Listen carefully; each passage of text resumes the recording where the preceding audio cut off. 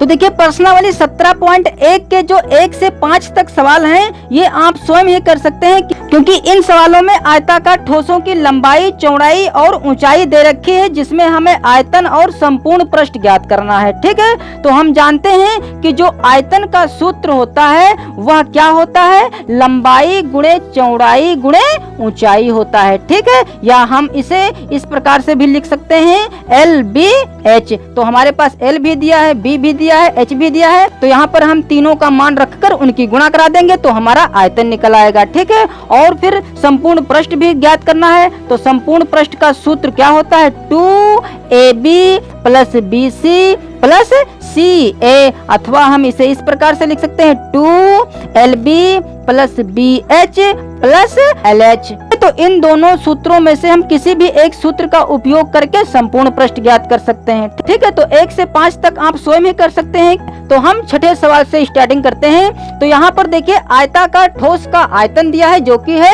6000 घन सेंटीमीटर और आधार का क्षेत्रफल दिया है। ठीक है, तो आधार का क्षेत्रफल क्या होता है, मान लेते हैं कि यहाँ पर यह आयताकार कोई ठोस है,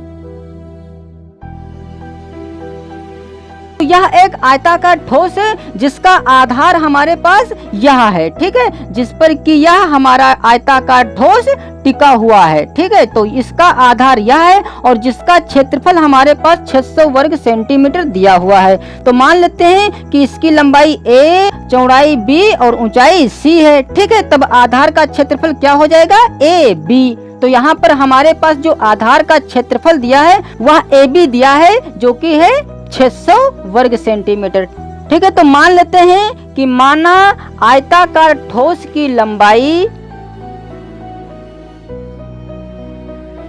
ठोस की लंबाई को हमने A मान लिया। ठीक है, और चौड़ाई को मान लें B और ऊंचाई को मान लें C।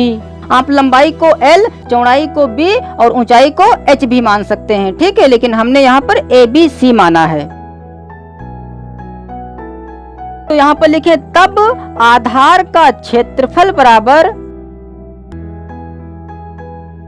तो चूंकि यह आधार है मतलब यह आयत के रूप का है। ठीक है, तो आयत का जो क्षेत्रफल होता है वह क्या होता है, लंबाई गुणे चौड़ाई। तो यहाँ पर लंबाई A है और चौड़ाई B है। ठीक है, तो हमें A और B की गुणा करानी होगी। तो यहाँ पर लिख दे आधार का क्षेत्रफल बराबर AB, और यहाँ पर हमारे पास आधार का क्षेत्रफल 600 दिया है, क्योंकि यहाँ पर आधार का क्षेत्रफल दिया है और आधार का क्षेत्रफल जो आया है वह आया है AB। ठीक है, तो AB के बराबर हमारा यह मान आ जाएगा 600 वर्ग सेंटीमीटर। तो वर्ग सेंटीमीटर को हम सेंटीमीटर स्क्वायर भी लिख सकते हैं। ठीक है, अब हम इस आयताकार ठोस का आयतन ज्ञात कर लें। तो यहाँ पर लिखेंगे तथा आयताकार ठोस का आयतन। तो आयताकार ठोस का आयतन हमारे पास दिया है 6000, तो यहाँ पर लिख दें 6000 घन सेंटीमीटर। तो घन सेंटीमीटर को हम सेंटीमीटर क्यूब भी लिख सकते हैं। अब हम अगर सूत्र का प्रयोग करें तो आयतन का जो सूत्र होता है वह होता है लंबाई गुणे चौड़ाई गुणे ऊंचाई। तो लंबाई यहाँ पर A है, चौड़ाई B है और ऊंचाई है C, मतलब ABC बराबर आ जाएगा 6000। ठीक है, अब यहाँ पर देखिए AB का मान हमारे पास 600 है। ठीक है, तो इस AB की जगह पर हम 600 लिख सकते हैं और इधर लिख दें C बराबर 6000। अब चूंकि यह 600 गुणे में है इसलिए इधर जब आ जाएगा तो बटे में हो जाएगा, मतलब यह हो जाएगा 6000 बटा 600। तो यहाँ से 2 जीरो कट जाएंगे ऊपर के और नीचे के, और 6 अक्कम 6, 6.60। तो C का मान आ गया 10। ठीक है, और यही चीज हमें ज्ञात करनी थी। सवाल ने हमसे आयताकार ठोस की ऊंचाई पूछी थी। ठीक है, जो कि हमने ऊंचाई को C माना था और C का मान आ गया है 10, और यहाँ पर लिख दें सेंटीमीटर, और यही हो जाएगा हमारा आंसर। अब 7वां सवाल इसमें कह रहा है कि यदि एक आयताकार ठोस के 3 आसन्न फलकों के क्षेत्रफल ABC हैं और आयतन V है तो सिद्ध करो कि V स्क्वायर बराबर ABC। तो मान लेते हैं कि यहाँ पर कोई एक ठोस आयताकार है, तो यह एक ठोस आयताकार है जो कि घनाभ के रूप का है। तो यहाँ पर 3 आसन्न फलकों का क्षेत्रफल ए बी सी दिया है, ठीक है। मतलब पहले आसन्न फलक का क्षेत्रफल ए है और दूसरे का बी, तीसरे का सी है, और आयतन भी यहाँ पर वी दिया है। तो हमें सिद्ध करना है कि जो आयतन का वर्ग है वह ए बी सी के गुणनफल के बराबर होगा, ठीक है। तो देखिए, अगर हम इस ठोस आयताकार का आयतन पता करें तो आयतन पता करने के लिए हमारे पास लंबाई, चौड़ाई और ऊंचाई होना चाहिए। तो मान लेते हैं कि लंबाई इसकी ए है, चौड़ाई बी है और ऊंचाई सी है। तो यहाँ पर यदि हम 3 आसन्न फलक लें तो हम जानते हैं कि घन और घनाभ में 6 फलक होते हैं, ठीक है, जिसमें से हमें सिर्फ 3 फलक लेने हैं जिनका हमारे पास क्षेत्रफल दिया हुआ है ए बी सी। तो मान लेते हैं कि एक यह नीचे वाला फलक है और एक यह फलक है सामने वाला और एक यह फलक है पीछे वाला, ठीक है। तो इन तीनों फलकों का पहले हम क्षेत्रफल पता कर लें। तो यहाँ पर लिख लें, माना आयताकार ठोस की लंबाई ए, चौड़ाई बी तथा ऊंचाई सी है।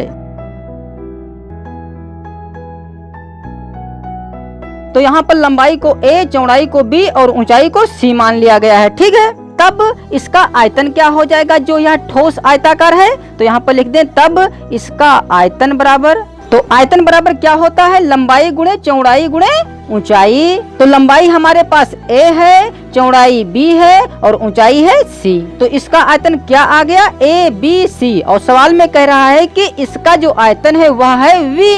तो इस आयतन की जगह पर हम लिख दें वी, मतलब वी बराबर आ गया ए बी सी। तो इसे समीकरण 1 डाल दें। अब देखिए, 3 फलकों का जो क्षेत्रफल ए बी सी दिया है वह हम ज्ञात कर लें। तो पहला हम यहाँ पर यह फलक ले रहे हैं जिसकी लंबाई है ए और चौड़ाई है बी। तो यहाँ पर लिखें, अब पहले फलक का क्षेत्रफल। तो हम जानते हैं कि फलक का जो क्षेत्रफल होगा वह होगा लंबाई गुणे चौड़ाई, क्योंकि जो यह फलक होता है यह होता है आयत के रूप का। तो आयत का जो क्षेत्रफल होता है वह होता है लंबाई गुणे चौड़ाई। तो यहाँ पर लंबाई ए है और चौड़ाई बी है, ठीक है। तो यहाँ पर हम पहले फलक का जो क्षेत्रफल है वह लिख दें यहाँ पर ए इंटू बी। तो पहले फलक का क्षेत्रफल आ गया ए बी और यहाँ पर जो पहले फलक का क्षेत्रफल दिया है वह दिया है ए, मतलब यह ए के बराबर आ जाएगा ए बी, ठीक है। अब दूसरा फलक यहाँ पर हम यह ले लें जिसकी चौड़ाई है बी और ऊंचाई है सी। तो इसकी भी गुणा हो जाएगी तो यह हो जाएगा बी सी। तो यहाँ पर लिखें, दूसरे फलक का क्षेत्रफल बराबर, तो दूसरे फलक का क्षेत्रफल हो जाएगा बी सी। तो यहाँ पर लिख दें बी सी, ठीक है। और दूसरे फलक का क्षेत्रफल यहाँ पर कैपिटल बी दिया है तो यहाँ पर लिख दें कैपिटल बी बराबर स्मॉल बी सी। अब लास्ट का जो हमारा तीसरा फलक है उसका भी क्षेत्रफल ज्ञात कर लें। तो तीसरा फलक हम यह पीछे वाला ले लें जिसकी ऊंचाई दी है सी और जो यह चौड़ाई है यह है ए, क्योंकि इसके सामने वाली भुजा यह है, मतलब जितनी लंबाई इसकी है उतनी ही लंबाई इसकी भी होगी, ठीक है। तो इसके जब हम गुणा कराएंगे तो यह हो जाएगा सी ए, क्योंकि यह भुजा ए के बराबर है, ठीक है। तो यह हो जाएगा सी ए। तो यहाँ पर लिख दें तथा तीसरे फलक का क्षेत्रफल। तो तीसरे फलक का क्षेत्रफल हो जाएगा सी ए और तीसरे फलक का क्षेत्रफल यहाँ पर कैपिटल सी दिया है तो यहाँ पर लिख दें कैपिटल सी बराबर स्मॉल सी ए। अब चूंकि हमें सिद्ध करना है कि वी स्क्वायर बराबर ए बी सी, तो यह जो कैपिटल में ए बी सी दिया है मतलब यह गुणे में है, तो इन तीनों ए बी सी की हम गुणा करा लें, ठीक है। तो यहाँ पर लिख दें, इसलिए कैपिटल ए बी सी बराबर, मतलब तीनों की हमने जब गुणा करा दी तो अब तीनों के मान रख दें। तो यहाँ पर ए का मान है ए बी तो यहाँ पर लिख दें ए बी, फिर गुणे, फिर बी का मान है बी सी तो यहाँ पर बी सी लिख दें, फिर गुणे, फिर सी का मान है सी ए तो यहाँ पर लिख दें सी ए। अब इन तीनों की जब हम गुणा कराएंगे तो देखिए यहाँ पर ए है और यहाँ पर ए है तो यह हो जाएगा ए स्क्वायर, यहाँ पर बी है, यहाँ पर बी है तो यह हो जाएगा बी स्क्वायर, क्योंकि इनकी हम गुणा करा रहे हैं, ठीक है। फिर सी और सी की जब गुणा होगी तो यह हो जाएगा सी स्क्वायर। अब चाहें तो इसे हम इस प्रकार से लिख सकते हैं ए बी सी का होल स्क्वायर, क्योंकि ए बी सी की जो घात है सब पर 2 है तो हमने इसको एक ब्रैकेट में रखकर सबकी घात बाहर 2 चढ़ा दी, ठीक है। ऐसा तो लिख सकते हैं। फिर ब्रैकेट खोलेंगे तो फिर से यह जो घात 2 है यह फिर तीनों पर हो जाएगी, ठीक है। अब देखिए समीकरण 1 में जो ए बी सी का मान हमारे पास आया है वह आया है v, तो क्या हम इस ABC की जगह पर V नहीं रख सकते हैं? रख सकते हैं, क्योंकि ABC का मान है V। तो इस ABC की जगह पर हम लिख दें V, और ऊपर स्क्वायर लगा है तो यहाँ पर स्क्वायर भी लगा दें, ठीक है। और इधर हमारे पास ABC चल रहा है तो वह ABC लिख दें। अब क्योंकि सिद्ध करने में हमें V स्क्वायर पहले लाना है और ABC बाद में लाना है, इसलिए इस V स्क्वायर को उठाकर इधर रख दें और इस ABC को उठाकर इधर रख दें, ठीक है। तो यह हो जाएगा V स्क्वायर बराबर ABC, और यही चीज हमें सिद्ध करनी थी।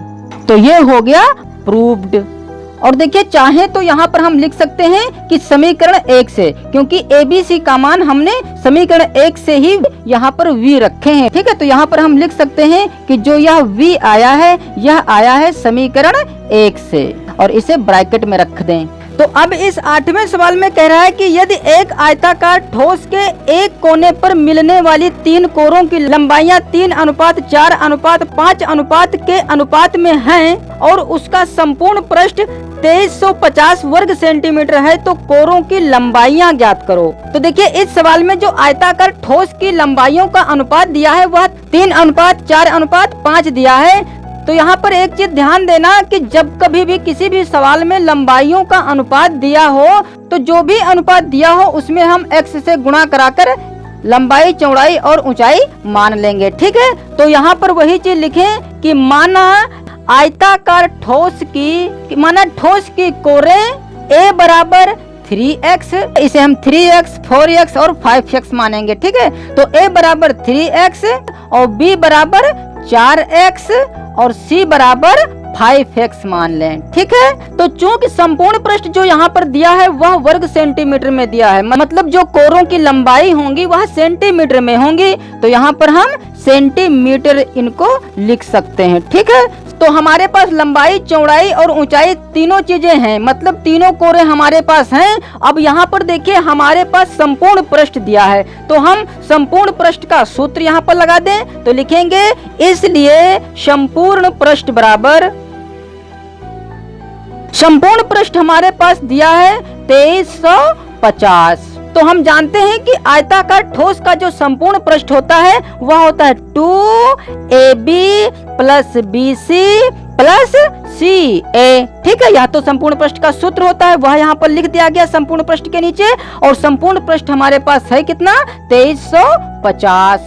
तो अब हम इसमें A, B, C के मान रख दें। तो उससे पहले जो यह 2 है, यह 2 चूंकि गुणे में है, उधर जाएगा तो बटे में हो जाएगा, ठीक है। तो यहाँ पहले हम A का मान रख दें। तो A का मान है 3x, तो यहाँ पर लिखते हैं 3x गुणा B का मान है 4x, तो 4x, फिर प्लस B का मान है 4x, तो 4x, फिर गुणे C का मान है 5x, तो यहाँ पर 5x, फिर प्लस C का मान है 5x, तो 5x, फिर गुणे A, और A का मान है 3x, तो यहाँ पर 3x, और बराबर इधर है हमारे पास 2350। और जो यह 2 गुणे में था, उठाकर जब हम इसको इधर लाएंगे तो बटे में हो जाएगा, ठीक है। अब यहाँ पर देखिए, इनकी और इनकी पहले गुणा कराएंगे, तब इनको हम बाद में जोड़ेंगे, क्योंकि बीच में इनके प्लस का चिन्ह भी है। तो 3 चक्कू हो जाएगा 12, और x की गुणा होगी तो हो जाएगा x स्क्वायर, फिर प्लस 4 पंचे 20 x स्क्वायर,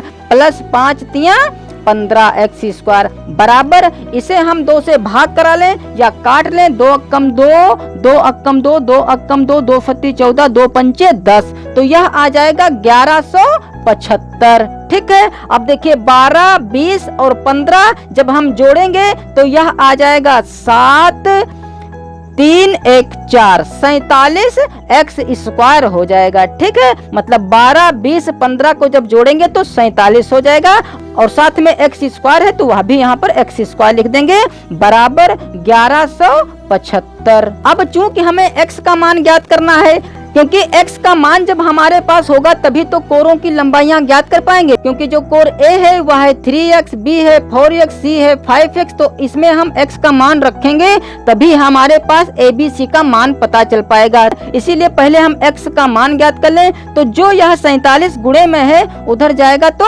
बटे में हो जाएगा, तो क्या हो जाएगा? x स्क्वायर बराबर 1175 बटे में 47 आ जाएगा, ठीक है। अब 47 से इसे काट लें तो इसे भाग कराकर हम चेक कर सकते हैं कि कटेगी अथवा नहीं। ठीक है, तो चूंकि शेष आया 0 मतलब यह 47 से संख्या कट जाएगी, मतलब 47 कम 47 और 47 25 1175। तो यहाँ पर सिर्फ हमारे पास रह जाएगा x स्क्वायर बराबर 25। अब चूंकि हमें x का मान ज्ञात करना है इसलिए x बराबर इस स्क्वायर को जब हम उधर भेजेंगे तो यह रूट बन जाएगा। ठीक है, तो 25 का रूट कितना हो जाएगा 5, मतलब x का मान आ गया 5। अब कोरों की लंबाइयां हम पता कर सकते हैं, तो a बराबर कितना हो जाएगा 3 गुणे 5 मतलब 15, 4 पंचे 20, 5 पचे 25। ठीक है, तो लिख दे यहाँ पर, अतः a बराबर 3x है और x की जगह पर हम 5 रख दें तो 3 पचे हो जाएगा 15 सेंटीमीटर। फिर b हमारे पास है 4x, तो हो जाएगा 4 गुणा 5 बराबर 4 पंचे 20 सेंटीमीटर। और c का मान है 5x, तो यहाँ पर लिख दें तथा c बराबर 5x और x का मान 5 रखेंगे तो हो जाएगा 5 पचे 25 सेंटीमीटर। ठीक है, मतलब जो कोरों की लंबाइयां हैं 15, 20 और 25 हैं। ठीक है, तो यही हो जाएंगे तीनों हमारे आंसर।